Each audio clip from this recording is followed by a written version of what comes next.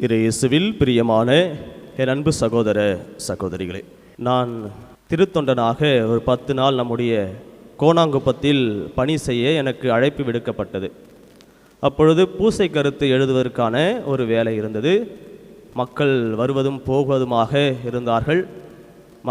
பலதரப்பட்ட மக்கள், இந்துக்கள், முஸ்லீம், நம் கிறிஸ்தவர்கள், இப்படி அந்த கோணாங்குப்பத்திற்கு மக்கள் ஏராளமாக வந்தார்கள். நான் திருப்பலி கருத்துக்கள் எழுதி கொண்டிருந்தேன். மக்கள் அதிகமாக இருந்தார்கள். அந்த பரபரப்பிலும் எழுதி கொண்டிருந்த பொழுது ஒரு தாய், அந்த அம்மா எழுதிட்டே இருக்கும் பொழுது அவங்களுடைய கண்ணில் தண்ணீர் வந்து கொண்டே இருந்தது. சரி, என்ன கேட்கலாமா? ஏன்னா ஏற்கனவே பின்னாடி மக்கள் நிறைய பேர் நின்றுட்டு இருக்காங்க. இருந்தாலும் அவங்க என்கிட்ட எழுதினவங்க எல்லாம் நார்மலாக எழுதிட்டு போயிட்டாங்க. இந்த அம்மா மட்டும் எழுதும் பொழுது கண்ணீரோடு அழுதுகிட்டே இருந்தாங்க. சரி, கேட்கலாமான்னு சொல்லிட்டு கேட்கும் பொழுது அந்த அம்மா சொன்னாங்க, ஃபாதர், அங்கேயோடு தான் ஃபாதர், நாங்கள் பல்வேறு இடத்துக்கு நாங்கள் போனோம். பல்வேறு இடத்துக்கு நாங்கள் எல்லா இடத்துக்கும் போனோம். போகாத கோயில் இல்லை, போகாத ஹாஸ்பிட்டல் இல்லை. எங்களுக்கு இந்த இடம் இருக்குது எங்களுக்கு தெரியாது. ஆனால் நாங்கள் ஒரு நம்பிக்கையோடு நாங்கள் இங்கே வந்திருக்கோம். எனக்கு பல பேர் சொன்னாங்க, இங்கே போய் பாருங்கள், இந்த கோயிலுக்கு போய் பாருங்கள், கோணாங்குப்பத்துக்கு போய் பாருங்கள், உங்களுக்கு ஏதாவது ஒரு நடக்கும் அப்படின்னு சொல்லி சொன்னதால் நாங்கள் ஒரு நம்பிக்கை, கடைசியாக ஒரு நம்பிக்கையோடு நாங்கள் இந்த இடத்துக்கு நாங்கள் வந்து இந்த பூசை கருத்து எழுதி எங்கள் கருத்து நிறைவேறும்னு சொல்லிட்டு நாங்கள் வந்தோம் அப்படின்னு சொல்லிட்டு அந்த அம்மா சொன்ன பொழுது, என்ன கருத்து சொல்லும் பொழுது, அவங்களுக்கு ஒரு 12 வருஷமாக குழந்தை இல்லாமல் இருந்திருக்குது. 12 வருஷமாக குழந்தை இல்லாத அந்த சமயத்தில் அவங்க போன வருஷம் வேண்டிட்டு வந்திருக்காங்க. போன வருஷம் வேண்டிட்டு வந்து இந்த வருஷம் அவங்க குழந்தை கிடச்சி சொல்லிட்டு நன்றியோடு அவங்க இந்த பூசை வச்சுருக்காங்க. இது உண்மையிலுமே இது ஒரு கதை அல்ல, இது உண்மை. அவங்க சொன்னது கண்ணீரோடு. அதுக்கு அந்த கண்ணீர் 2 விதமான கண்ணீரோடு சொன்னது. ஒன்று ஆனந்தம், பெரும் ஆனந்தம்.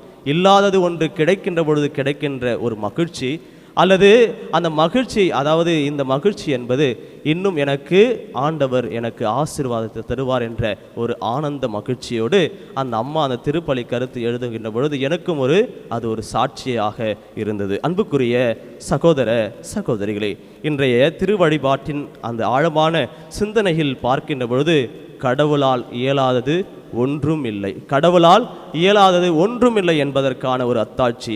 வலுவற்ற மனிதர்கள் மத்தியிலே வலு பெறக்கூடிய நிலையிலே கடவுளுடைய செயலை பார்க்க முடிகின்றது. சிம்சோனுடைய அந்த அறிவிப்பை நாம் பார்க்கின்றோம். கடவுளுக்கு உரிய வாழ்க்கையில் வலுவற்ற நிலையில் அவர் இருந்தாலும் கடவுளுடைய ஆற்றலை பெற்று கடவுளோடு அவர் எந்நாளும் இருந்ததால் கடவுளுடைய அந்த நாசிராக இருந்து, கடவுளுக்கு நாசிர் என்பது கடவுளுக்கு முழுமையாக அர்ப்பணிக்கப்பட்ட நிலையில் அவர் எந்த மதுவோ எந்த ஒரு தீமையோ எந்த நிலையில் அவரை அண்டாத சூழ்நிலையிலும் கடவுளுடைய நெருக்கத்தோடு அவர் இருந்ததினால அவர் என்றாலும் கடவுளுக்குரிய அந்த வாழ்க்கையை வாழக்கூடியவராக இருந்தார். கடவுள் அவரை முன்குறிக்கப்பட்டவராக.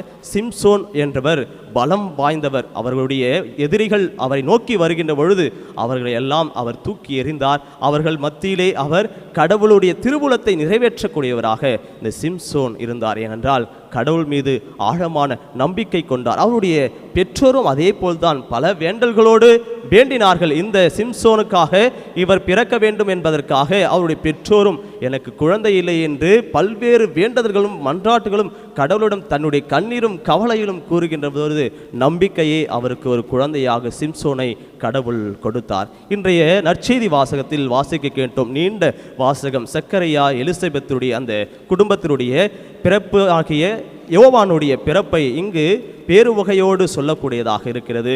அங்கே அந்த வாசகத்திலும் வானத்துதர் அவர்களுக்கு காட்சி கொடுத்தார். இந்த இடத்தில் வானத்துதர் காட்சி கொடுத்து அங்கு சக்கரையாவுக்கு இன்னும் ஒரு ஆச்சரியமூட்டிய அந்த அவர்கள் வயதானவர்கள், எங்களுக்கு குழந்தை இல்லையே, அது மட்டும்தான் குறை, குழந்தை இல்லையே என்பது மட்டும்தான் குறை, ஒரு தலைமுறை செழிக்க வேண்டும் அல்லது ஒரு திருமணம் செய்ய வேண்டும், ஒரு குடும்பம் இருக்க வேண்டும் என்றால் குழந்தை முக்கியம். குழந்தை இல்லாத இடத்தில் திருமணம் என்பது அது குடும்பம் என்பது அது ஒரு மாதிரி வெற்றான ஒரு வாழ்க்கையாக இருக்கும், அல்லது அவர்களுக்கு கவலை மேல் கவலை, கண்ணீரோடு கண்ணீராக நிறைந்த ஒரு வாழ்க்கை.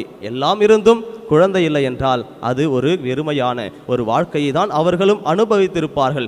எங்களுக்கு குழந்தை இல்லையே என்ற அந்த ஏக்கம் அவர்களுக்கு இருந்தது. சக்கரையாவும் வேண்டுதலும் அந்த எலிசபெத்துடைய வேண்டலும் கடவுள் கேட்டதால் வானதூதர் அவர்களுக்கு காட்சி கொடுத்து யோவானை கொடுக்கின்றார். யோவானுடைய அந்த முன் அறிவிப்பு, அவர் ஆயத்தம் செய்யக்கூடியவராக இருப்பார், அவர் திருமுழுக்கு கொடுக்கக்கூடியவராக இருப்பார், அவர் எல்லாரும் கடவுளை சுட்டி காட்டி இவர்தான் பெரியவர் இவர்தான் என்று காட்டக்கூடிய நிலையில் இருப்பார் என்பதை யோவானுடைய அந்த பிறப்பை இங்கு கூறப்படு. இவரும் நாசிராக இருந்தார், இவரும் முழுமையாக கடவுளுக்கு அர்ப்பணிக்கப்பட்ட தூய்மையான வாழ்க்கை வாழக்கூடியவராக இருந்தார். இதற்கு அத்தாட்சி சக்கரையாவுடைய பேச்சு இழக்க செய்கிறது. நான் இதை எப்படி உணர்ந்து கொள்ள முடியும், நான் எப்படி புரிந்து கொள்ள முடியும் என்று சக்கரையா வானதூதரை பார்த்து கேட்கின்ற பொழுது, உன்னுடைய பேச்சு இழந்து போகும், நீ பேச மாட்டாய், ஆனால் வெளியே திருக்கோவிலுக்கு வெளியே மக்கள் காத்து கொண்டிருப்பார்கள், நீ தினமும் ஒவ்வொரு நாளும் தூயகம், அதாவது தூயகத்திற்கு அந்த குருக்கள் மட்டும்தான் போய் அங்கு தூபம் காட்ட முடியும். அவர் அந்த பணியை செய்திருந்தார். அந்த தூயகத்துள் உள்ளே சென்று தூபம் காட்டி வெளியே வருகின்ற பொழுது மக்கள் காத்து கொண்டிருக்கின்றார்கள். ஆனால் அவரிடம் பேச்சு வரவில்லை, இவர் பேசவில்லையே என்று மக்கள் வியந்து பார்க்கின்றார்கள். இதை சக்கரையா உணர்ந்து கொண்டார், இது கடவுளுடைய செயல்தான்.